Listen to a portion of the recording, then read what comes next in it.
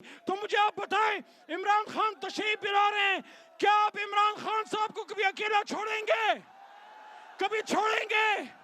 इमरान खान के साथ आखिर तक खड़े रहेंगे। मैं अली मोहम्मद तो आखिर तक खड़ा रहा, क्योंकि अली का काम ही खड़ा रहना है। क्या आप खड़े हैं? खड़े हैं तो फिर नारा लगाएं, इमरान खान। अपने लीडर का इस्तकबाल करें, इमरान खान, इमरान खान, पाकिस्तान।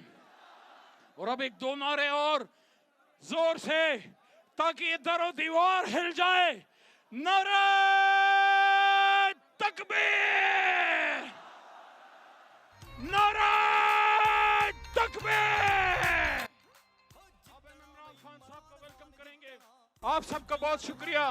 मैं मियांवाली के अवाम की ये मोहब्बत, आपका ये हौसला, आपका ये प्यार कभी नहीं भूलूंगा।